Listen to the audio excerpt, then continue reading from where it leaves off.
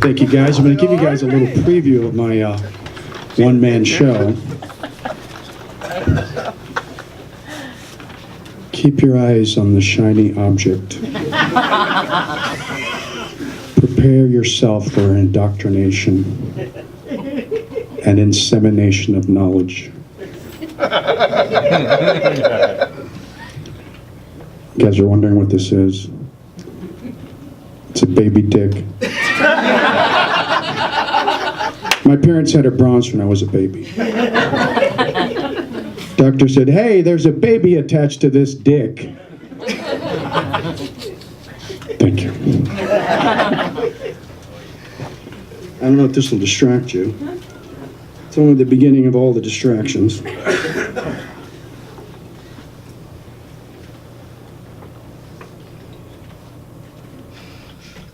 So, these are dark days for dicks. If you're one of the creatures who has one, beware. They're out to get us. I say the reason that is because we need to switch the tables. Why don't we become the sex objects, huh, gentlemen? Yeah. We want to be sex objects. Women complain about being sex objects, and yet what do? They dress and act like sex objects. Their balls are up here. They're constantly in our faces. I'm not complaining about it, but women never let us forget that they're women. So we need to start letting them remember that we're men. Yeah.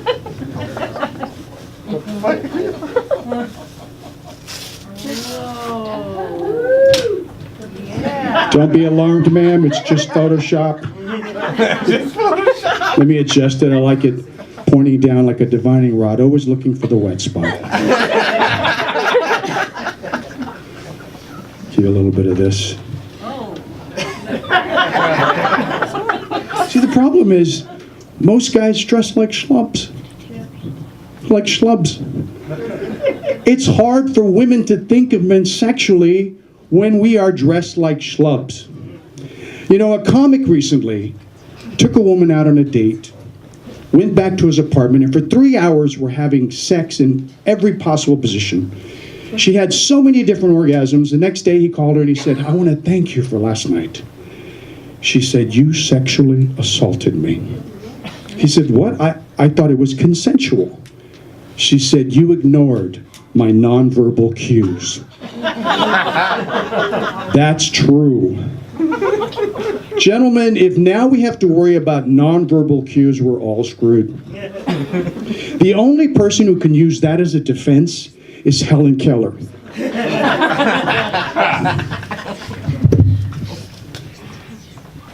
So I came up with an app called I Consent. You can't unsee this, sir.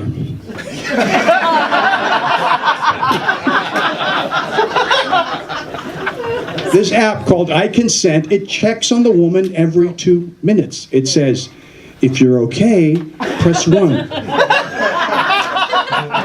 Para español, oprime el número 2. And if you're okay with anal, press pound, pound, pound. I think this would work.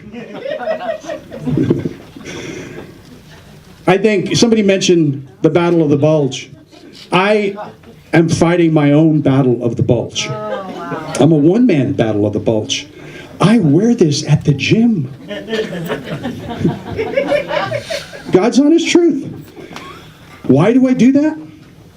Because I'm willing to be a leader. I am willing to start a movement, line up behind me. I'm used to guys being lined up behind me. Let's start a bulge out movement, gentlemen. Who's with me? Let's cross that bridge together. Let's this be our Selma. Who's with me? Come on, guys. Believe me, it is so liberating. I get a lot of attention, as you might expect. From men, from women. Women come up to me at the gym and say, "Are you a dancer?" Yeah, I'm a lap dancer. But it's proven to me, and I've been wearing these for 10 years. Yes, I've had my run-ins at the gym. In fact, a couple months ago, manager came up to me and he said, "Sir, can you step into the office?" Oh, I knew what was coming. And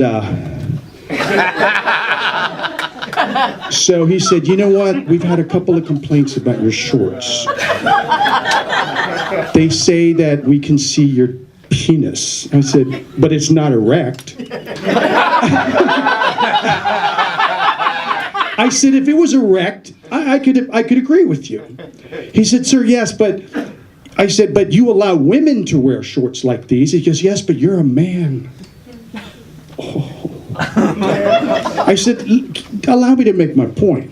I said, if you discriminate against a man because he's a man, and he's not allowed to wear tight-fitting shorts because he has a bulge, is that not the definition of gender discrimination? I mean, we've all been supporting women so that they're not being discriminated against, but what about us guys? He goes, "Well, you could wear shorts over that." Thank you. I get applause from the gentleman there.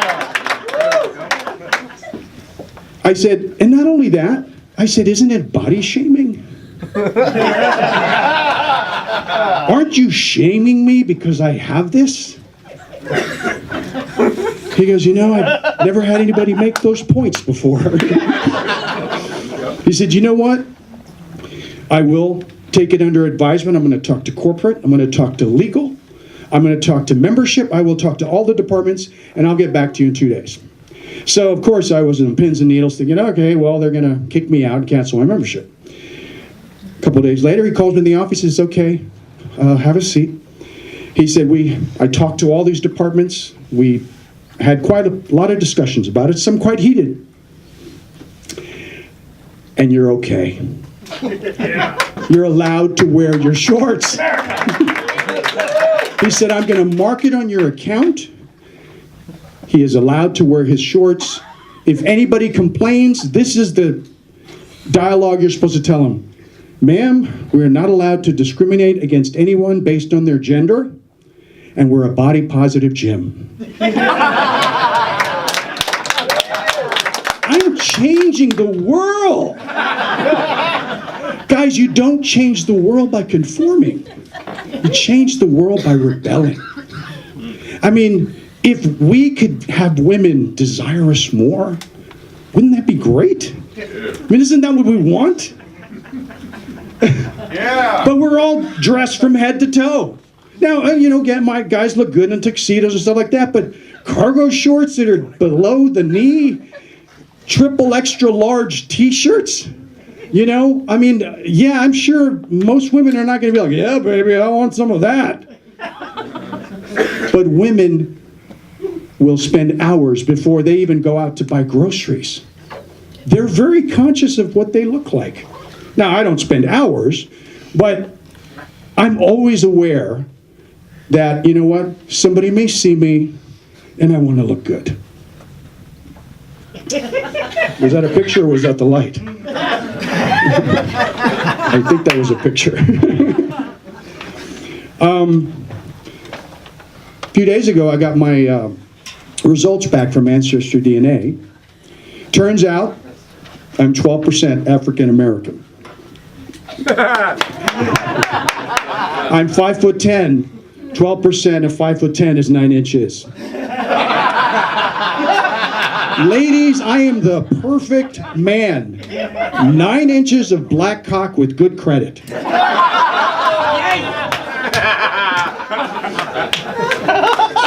Of course, when I'm dressed this way, people ask, "Are you gay? Bi? Straight?" Yes. But honestly, I have sucked enough dick to know that I am not gay. I kind of describe myself as a straight guy with a cock fetish. A guy came up to me after one of my shows and he said to me, you know, my brother, God hates gays. I said, really? Where are you getting that? From the book of Leviticus? It says that homosexuality is abomination, along with pork and shellfish. He said, yes. I said, well, let me ask you this, my brother. God, who's all-powerful, all-knowing, omnipotent, omniscient. If God hated gays, why would he put a man's G-spot in his asshole? He said, it's a test, my brother. I said, a test? Well, I failed that test, and I've really been cramming for it. But you know what? I'm going to hell anyway, because I love shrimp. And bacon. Who loves bacon? Yes, right? And cock. Thank you very much. So, guys, I am having a one-man show in San Francisco, March the 5th. I know it's a long drive. It's like 9 hours. Believe me, I've made that drive quite a few times. But if you do find yourself out there, if you see me outside, I'll give you some cards. You can join my Instagram. It's called Rock the Ballsbarian. And I have been a performer out on Fremont Street. Guys, I want to thank you so much. Thank you very much. Bye.